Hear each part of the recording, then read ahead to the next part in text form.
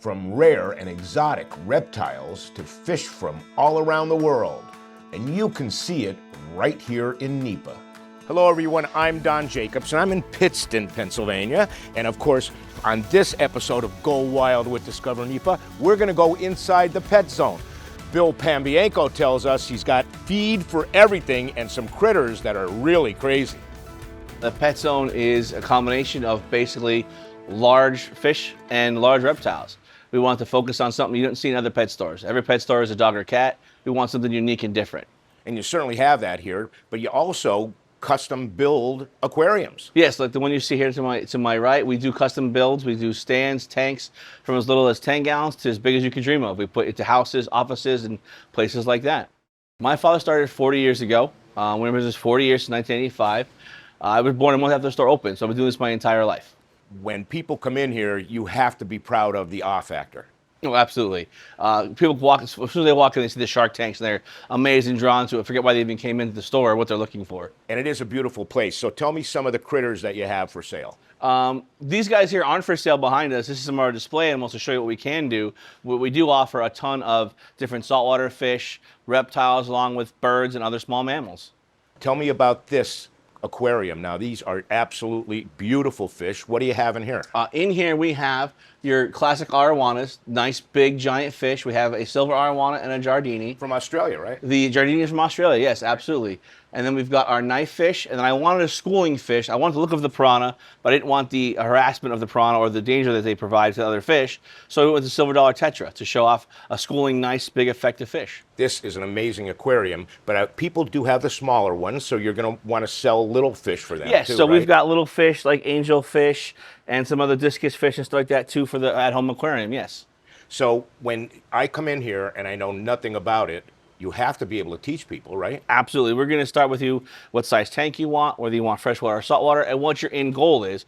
So we get you to that end goal the easiest way. Reptiles.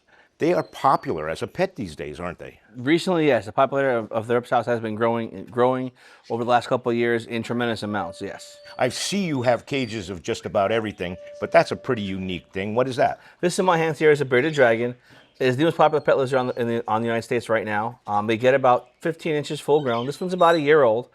The name bearded dragon comes from this big pouch of skin here that they'll actually puff air into to help themselves look larger to scare away predators. So they name bearded dragon from. That's cool. Now, what does that eat? And do you sell the food and everything? We sell it all here. Yeah. These guys are going to eat a little bit of crickets, cockroaches, some meat, and some veggies as well. So we've got the worms and cockroaches here, but your local grocery store will have your kale and collard greens for your vegetation part of this diet. Yeah, no, can I touch that? Absolutely. That is really a cool feel right there.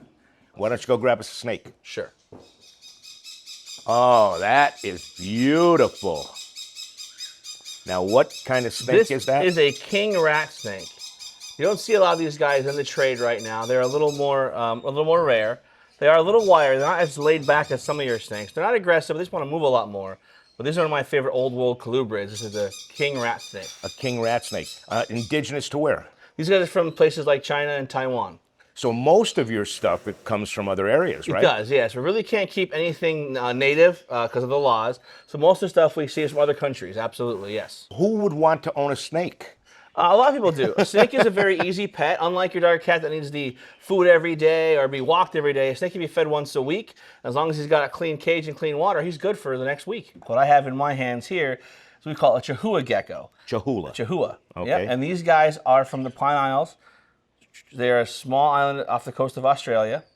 And now these guys are arboreal. So they're going to climb the trees, they're going to hang out up there. They've got those big nocturnal eyes, and their tail is prehensile. They can actually grab onto things with their tail. Now, these are all the things that are for sale, and we can't even begin to touch them all. But you have a private collection. Yes, as my collection grew for sale, I wanted things for myself to study and learn with.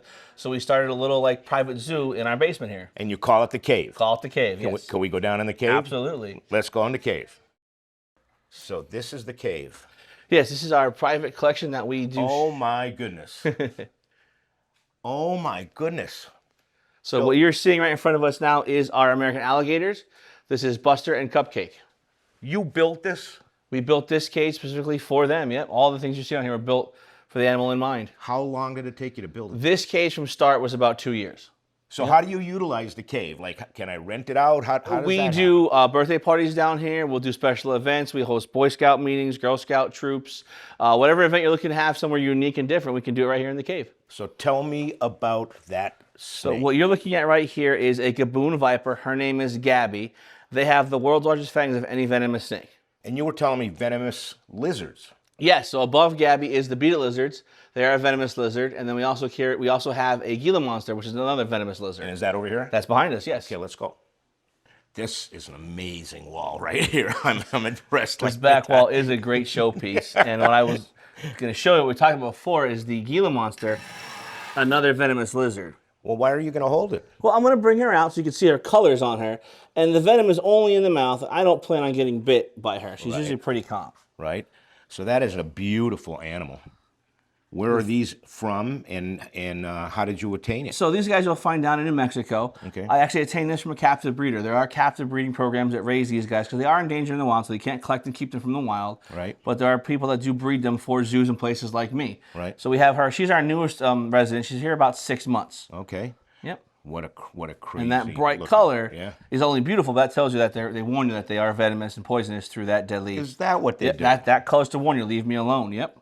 It doesn't feel like a reptile at all. No, it has a beaded, almost armored scale to it. Yep. Really. Now you have an incredible collection here, but you want to show me something else over here. My other favorite one. Yep.